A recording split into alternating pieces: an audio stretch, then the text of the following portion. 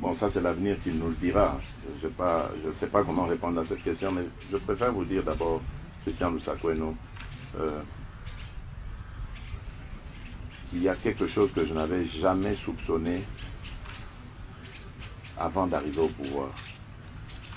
C'est l'ampleur de la corruption dans ce pays. Vous n'avez aucune idée, mais je vous dis, aucune idée de ce qui s'est passé à ce niveau-là dans ce pays. C'est pire même que d'avoir volé et tué quelqu'un. C'est criminel. Mais c'est devenu un système. Quand vous découvrez ça, ça vous rend malade. Vous ne pouvez pas imaginer que des êtres humains peuvent être méchants à ce point. Aussi prédateurs. Parce que bon, je me souviens à l'époque du défunt maréchal Mobutu, on lui prêtait des propos qu'il aurait dit, mais mais je serais vraiment tenté de faire pareil, de dire pareil. C'est incroyable cette méchanceté. Aucun amour pour son pays. Donc, vous savez, vous pouvez avoir une responsabilité, vous vous dites, ben bon, après moi, il y aura des successeurs, et puis j'ai des enfants, et mes enfants, quand j'aurai disparu, eux vont rester dans ce pays, ils doivent vivre. Mais vous laissez quoi à vos enfants quand vous pillez ce pays de cette manière?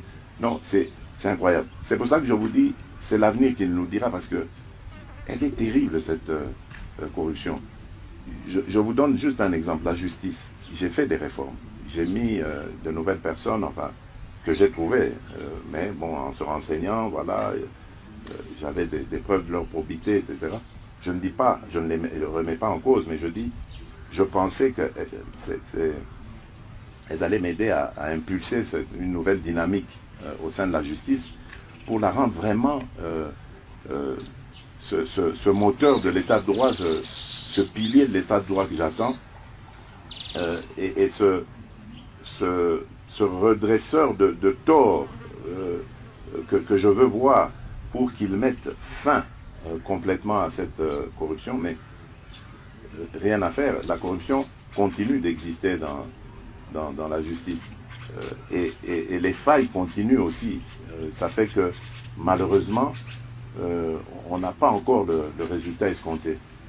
Et donc vous voyez, ce n'est qu'un exemple parmi tant d'autres pour vous montrer que, bon, il y a un problème. Peut-être qu'il y a des efforts à fournir de la part des autorités dans le sens où on doit peut-être mieux rémunérer ces gens pour les empêcher d'avoir cette boulimie à vouloir régler les problèmes de leur manière. Et là, je fais vraiment allusion au dossier qui concerne les titres fonciers, etc. Mais il y a des scandales.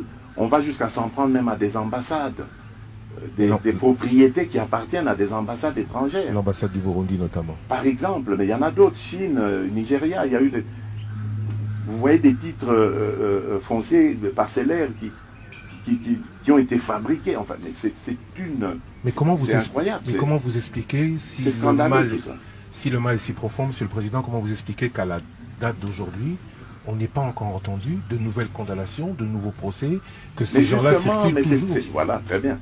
Mais c'est tout ça. Moi aussi, je vous ai dit, moi, malheureusement, enfin, moi, je ne m'immisce pas dans ce qu'il y a. Je constate. Je ne suis pas juge. Je n'ai pas à leur dire ce qu'ils doivent faire. Je ne sais pas leur dire ça. C'est eux qui sont mieux qualifiés, plus expertisés que moi pour le faire. Donc, c'est eux qui doivent. Mais moi, je pose ces problèmes. Ces questions, je les pose en disant, mais c'est pas normal. Et d'ailleurs, même quand on arrête des gens, parce que bon, je vois, il y a eu quelques sensations, des gens arrêtés, condamnés. Mais où est le produit de la corruption ou du vol? Pourquoi est-ce qu'on ne reprend pas cela? Pourquoi est-ce qu'on ne le voit pas?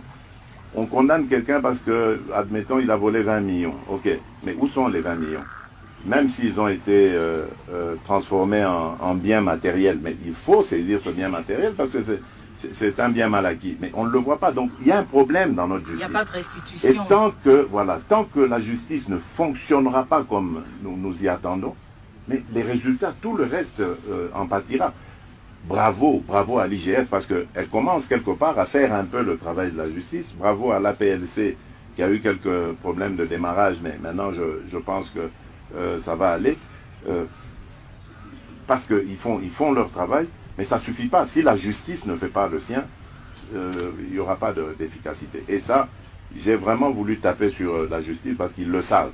Tous les magistrats, les responsables que j'ai mis, ils savent que je ne suis pas content, satisfait de leur rendement actuellement et que j'exige beaucoup plus de leur part. Donc vous n'êtes pas satisfait aussi du Sénat parce que vous avez réagi après que cette Chambre n'ait pas voulu lever les immunités de l'ancien Premier ministre. Madame, voilà, très bien, attention. Vraiment ici, je tiens à préciser parce qu'il ne faut pas que l'ancien Premier ministre Matata pense que j'en veux après lui. C'est quelqu'un que je respecte et que j'apprécie beaucoup d'ailleurs.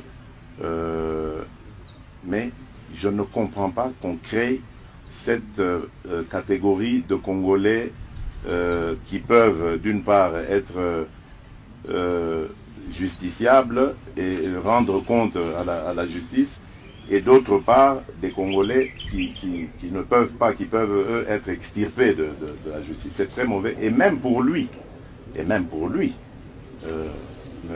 l'ancien Premier ministre Augustin Matata, même pour lui, ce n'est pas du tout quelque chose de profitable, parce que, bon, c'est un acteur politique. Demain, il aura peut-être... C'est pas une chasse à la sorcière, Monsieur le Président. Pas du tout, je ne peux jamais souhaiter ça. J'ai toujours dit, il faut que la justice fasse son travail. Et il ne faut jamais compter sur moi pour que j'aille m'immiscer. Posez la question, vous êtes des journalistes, d'ailleurs, il vous arrive de faire des investigations, ou allez poser la question aux juges, ils vous le diront. Il y a eu dans mon entourage, et il y a sûrement même encore, des gens qui ont tenté d'aller, et je le dis ici, là je crois qu'on m'entendra, qui ont tenté d'aller influencer des juges, etc. Je le sais. J'ai dit aux juges, le prochain qui vient, parce qu'il ne vient pas de ma part, arrêtez-le pour trafic d'influence. Faites-le. Ça ne me gênera absolument pas. Parce que je veux que la justice soit indépendante. Et surtout qu'elle soit ce bras séculier que j'attends moi, qui va nous aider pour instaurer l'état de droit. Monsieur le Président.